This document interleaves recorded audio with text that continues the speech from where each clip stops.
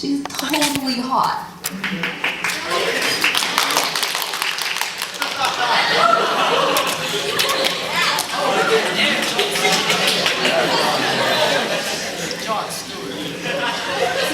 You might recognize Steve Carell and talk show hosts Jon Stewart and Stephen Colbert, who are mimicking the poses typical of women on magazine covers. Based on this image, it's easy to understand the double standards for women in the media. Women are objectified in a way that men simply are not. These photos are not realistic. When is the last time you saw your friend fixing her heel while simultaneously and seductively displaying her butt to you at the optimal angle?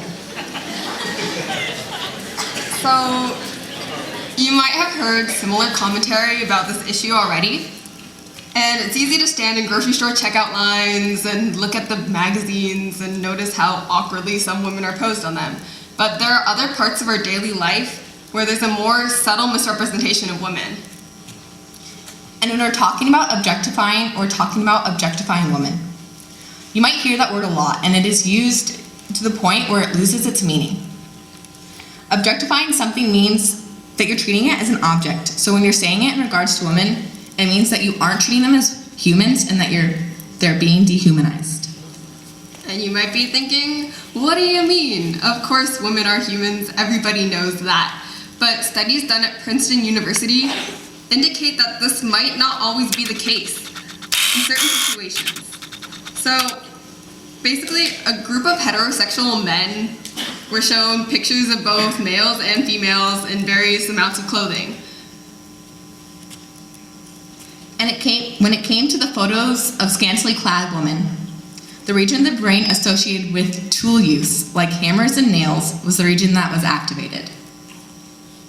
Furthermore, although it is normal to think of a person's thoughts and intentions while interacting with them, this part of the brain was completely inactive.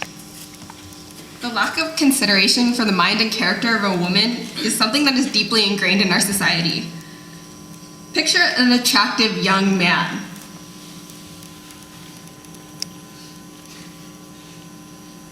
Okay, so he likes to wear button-up shirts and he likes to wear nice shoes, and every morning he gets up a little bit early to fix his hair in just the right way.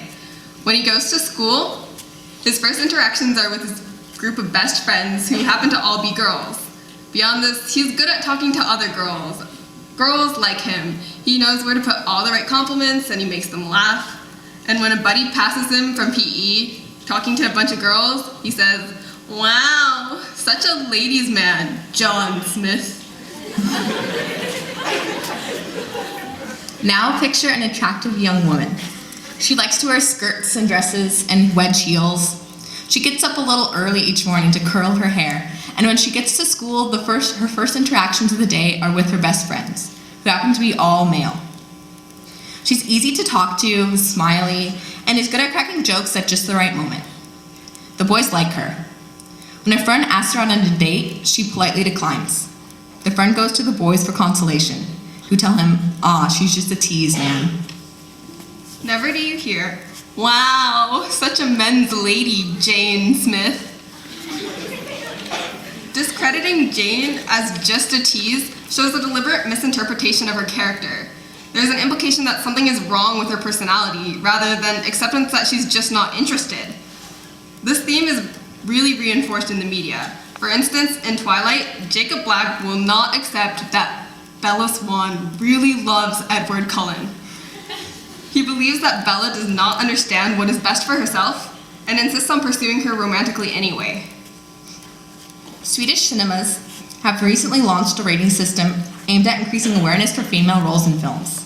It is based off the Bechdel test, and the requirements are simple. There must be two named female characters who must have a conversation with each other about something other than men, and that's it.